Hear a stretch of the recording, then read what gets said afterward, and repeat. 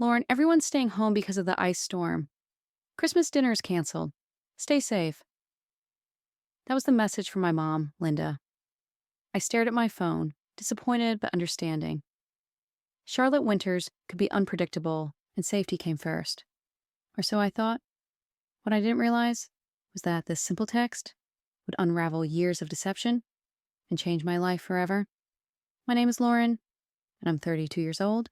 I work as an accountant, and up until last Christmas, I believed I was simply the odd one out in my family. The quiet, career-focused sister who didn't quite belong at their loud social gatherings. My younger sister, Emily, was always the golden child, the one who could do no wrong in my parents' eyes. That Christmas morning, I tried to make the best of it. I made myself hot chocolate, put on some holiday movies, and reminded myself that a quiet Christmas wasn't so bad. Then around 3 p.m., I mindlessly scrolled through Instagram, and my heart stopped. There it was, a brand new post from my cousin Chloe. Perfect family Christmas at Emily's. So blessed to have everyone together. Family traditions, Christmas dinner. The photo showed my entire family. My mom, dad, aunts, uncles, cousins, even my grandmother. All gathered around Emily's beautiful dining table. They were smiling, wearing festive sweaters, raising glasses for a toast. They had deliberately excluded me. I stared at the pictures in shock. Through the windows behind them, I saw clear, sunny skies. There was no ice storm. There never had been. My hands trembled as I swiped through more pictures. There was my dad, Richard, carving the turkey. My mom, Linda, arranging her signature Christmas cookies. My little nieces and nephews unwrapping gifts. The ice storm was a lie, a convenient excuse to keep me away. My stomach twisted with nausea. How many times had they done this to me? All those times, they said family events were canceled. Had they really just been happening without me? How long had they been coordinating behind my back, making sure I was never invited, while pretending to care? The next morning, my phone rang. It was my mom, Linda, sounding casual. "Hi, honey. Hope you had a nice, quiet Christmas. We missed you." My hands clenched into fists. The sheer cruelty of her words, the effortless way she lied. This was the moment everything changed. Growing up in our family home, I'd always tried to be the good daughter. I helped my mom with chores, got straight A's, and even gave up my dream of going to art school to study accounting because my parents insisted it was more practical. Meanwhile, my sister Emily could do whatever she wanted. When she dropped out of college to become a yoga instructor, my parents called her brave. When I worked overtime to help them pay off their mortgage, they barely acknowledged it. One memory in particular should have opened my eyes sooner. 3 years ago, my dad, Richard, needed surgery. I took 3 weeks off work to care for him, cooking, cleaning, managing his medications, and driving him to his appointments. Emily, she showed up once, stayed for an hour, took selfies with him for social media, and then left for a yoga retreat. Yet somehow, when my parents retold the story, Emily was the devoted daughter, while I had done the bare minimum. The extended family wasn't any better. At every gathering, my aunts would praise Emily for being such a free spirit, while turning to me with condescending smiles. "When are you going to loosen up and enjoy life, Lauren?" My career accomplishments were boring to them, but Emily's latest yoga adventure in Santorini, that was the highlight of every dinner conversation. I kept convincing myself that it didn't matter. Family is family. They love me in their own way. Even last month, when I spent hours helping my mom prepare for Thanksgiving, she turned around and told everyone Emily had done all the work while I sat around. I swallowed my hurt and kept quiet, just like always. So when Emily announced she'd be hosting Christmas this year, I offered to help with the planning and cooking. She brushed me off. I wanted to be perfect. I should have seen the signs then, but I was still trying so hard to believe in the fiction of our happy family. The truth is, I spent my entire life trying to earn their approval, making excuses for their behavior, pretending not to notice when they left me out of last-minute family gatherings. events that somehow everyone else always knew about. I convinced myself that if I just tried harder, worked longer, gave more, they would finally see me as part of their perfect family picture. Hi, honey. Hope you had a nice, quiet Christmas. We missed you. Her voice sounded so light, so effortless, like she hadn't just lied to me, like she hadn't deliberately left me out. I looked at my laptop, where Chloe's Instagram post was still open, evidence of their perfect Christmas gathering without me. This was the moment I finally saw the truth. And for the first time in my life, I wasn't going to stay quiet. I gripped my phone tighter, staring at the Instagram photos still open on my laptop, evidence of their perfect family gathering, a celebration I had been deliberately excluded from. Really? I finally spoke, keeping my voice steady. Because Chloe's Instagram shows that everyone had a wonderful time at Emily's house. Everyone except me. The silence on the other end was deafening. I could almost see my mother's face. That familiar expression when she had been caught in a lie, but was already scrambling for an excuse. Oh well, she stammered. Emily organized it last minute, and you know how you can be at gatherings. Always so quiet, making everyone uncomfortable. We just thought what? I pressed. That it would be better to lie to me? To make me spend Christmas alone while pretending everyone else was doing the same? She sighed, exasperated. Don't be so dramatic, Lauren. We were just trying to avoid any awkwardness. You know how Emily wanted everything to be perfect. And just like that, the truth hit me like a freight train. This wasn't just about Christmas. All the past canceled events, all the times plans had mysteriously fallen through, the countless family photos on social media I'd stumbled upon later. This wasn't an accident. This was a pattern. How many times? I whispered. How many other gatherings have you lied to me about? Another long, telling silence. Then came the usual response. Lauren, you're being oversensitive. This is exactly why. Why what? I cut her off. Why you exclude me? Why you pretend I don't exist unless you need something? Why Emily gets to be the perfect daughter while I'm treated like an inconvenience? My mother huffed, annoyed. That's not fair, she protested. We love you both equally. It's just that Emily puts in the effort to be part of the family. You're always so busy with work. I laughed bitterly. Busy with work? I repeated. You mean busy helping you pay your mortgage? Busy taking care of Dad after his surgery? That kind of busy? Her tone shifted, turning cold and sharp. Listen, Lauren, if you're going to act like this, maybe it's better if we give each other some space. Call me when you're ready to be reasonable. And then she hung up. I sat there, phone in hand, as 32 years of memories snapped into focus. Every excuse, every dismissal, every misunderstanding, it hadn't been random. It had all been intentional. I wasn't the problem. I never had been. And that was the moment I stopped making excuses for them. That was the moment I finally saw the truth. Something inside me snapped. I was done being the family doormat. I grabbed my laptop and started typing an email to everyone. My parents, my sister, my aunts, uncles, cousins, every single person who had been at that Christmas dinner. My fingers flew across the keyboard as years of pent-up emotions poured out. I saw the photos from Christmas dinner, I wrote. The same dinner I was told was canceled due to an imaginary ice storm. I want you all to know exactly what you did. You didn't just exclude me from a family gathering. You coordinated an elaborate lie to make me spend Christmas alone. To drive the point home, I attached screenshots. My mother's fake, "Stay home, everyone's doing the same," text side by side with Chloe's Instagram photos of their celebration. Before I could second guess myself, I hit send. The responses started flooding in almost immediately. Aunt Susan claimed they had simply forgotten to update me about the change in plans. Uncle David insisted I was overreacting.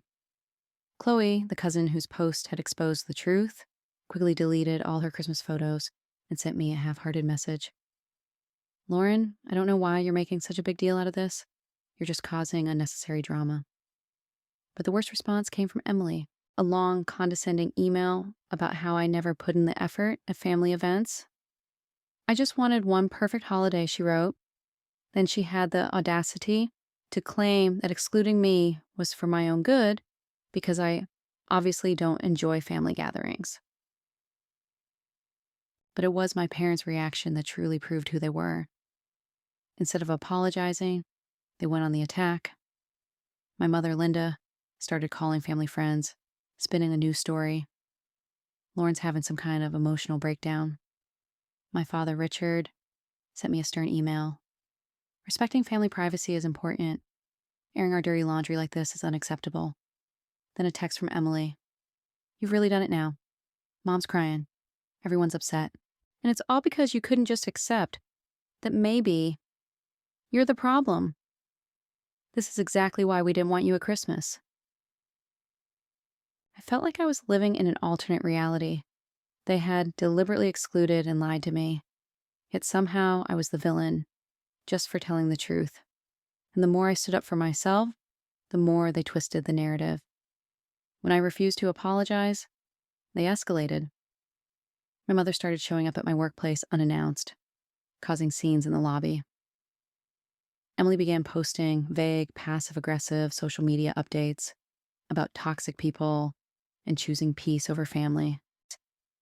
My father even threatened to cut me out of his will if I didn't get in line. But here's the thing. I wasn't afraid anymore, because for the first time in my life, I finally understood the truth. This wasn't a loving family trying to protect itself from a difficult member. This was a toxic system desperately trying to control someone who had stopped playing by their rules, and they had no idea what was coming next. My father's threat to cut me out of his will wasn't intimidating. It was confirmation. Confirmation that this wasn't a loving family protecting itself from a difficult daughter. This was a toxic system desperately trying to maintain control over someone who had finally stopped playing by their rules. I knew then that simply exposing their lies wasn't enough. I needed to break free completely, and they had no idea I was already forming a plan. One that would show them exactly what happens when you push away the one person who had always been there for them. A week after my explosive email, I received a message from Margaret, an old family friend who had once managed my parents' finances. Lauren, I've been seeing what's happening on social media. There's something you need to know. Can we meet? There was something in her words that sent a chill down my spine. I agreed to meet her at a quiet cafe downtown. When I arrived, Margaret looked nervous, her fingers gripping a manila envelope. I've been carrying the guilt of this for years, she said, sliding the envelope across the table. Your father swore me to secrecy, but after seeing how they're treating you, I can't stay quiet anymore. I took a deep breath and opened the envelope. Inside were bank statements and legal documents dating back 15 years. As I scanned through them, my hands began to shake.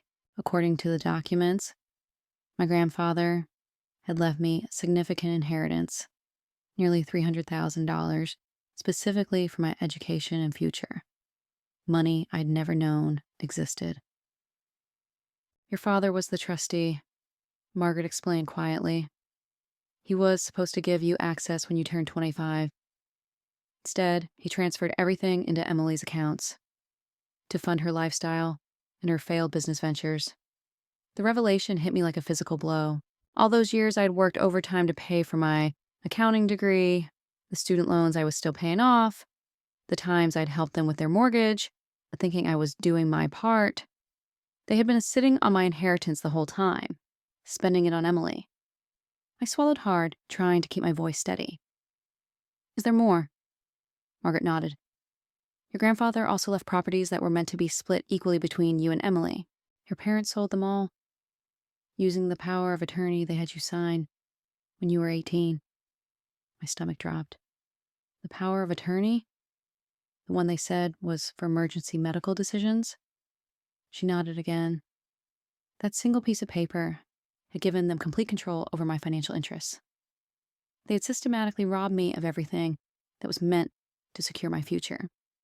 all while watching me struggle, all while making me feel guilty for not contributing enough to the family. Horsey. But the worst part?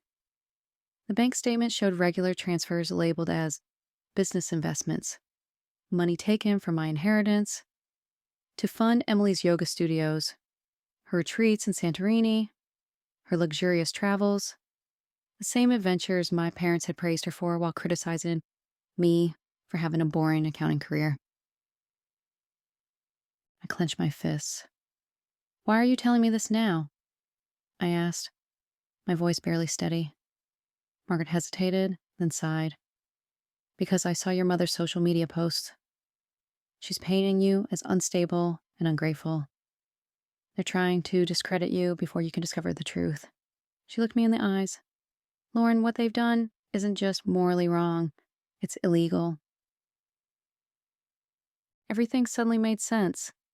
Their escalating attempts to paint me as unreasonable. The threats to cut me out of the will when they had already stolen my inheritance. Their desperate need to maintain the illusion that Emily was the successful one, while I was the difficult sister. I carefully packed the documents back into the envelope. My mind was racing. Thank you, Margaret. I know exactly what I need to do now. This wasn't just about a ruined Christmas anymore. This was about years of calculated deception and theft, and I, an accountant with years of experience tracking financial fraud, was uniquely qualified to make them face the consequences. With Margaret's documents in hand, I spent the next week meticulously building my case. Every unauthorized transfer, every misused power of attorney, every fraudulent document, I traced it all. And when I was sure I had enough, I contacted Olivia Carter, a lawyer specializing in estate fraud. She reviewed my findings, then looked up at me, her expression grim. Lauren, this is a clear case of financial exploitation. We can file criminal charges if you want to pursue that route.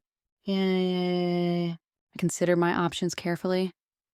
Filing a criminal case would destroy my family's reputation, but they had already destroyed our relationship. Still, I wanted to give them one last chance to make things right. So I wrote one final email, a formal request for family meeting, to settle this privately, to see if they had any shred of decency left. They agreed immediately. Of course, they probably thought I was finally crawling back, ready to beg for their acceptance again.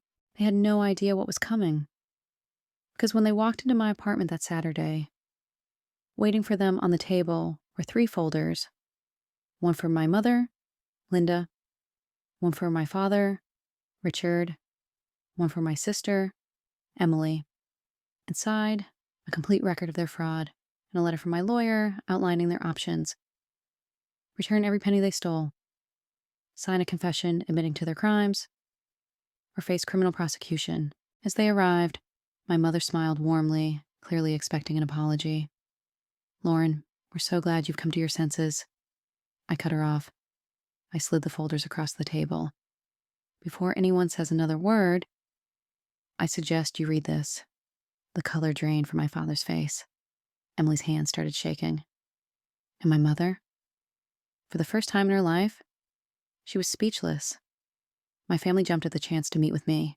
They probably thought they could manipulate me back into line, convince me that I had overreacted, that I was being dramatic. We agreed to meet at my apartment that Saturday. That morning, I arranged 3 folders neatly on my dining table. One for my mother, Linda, one for my father, Richard, one for my sister, Emily.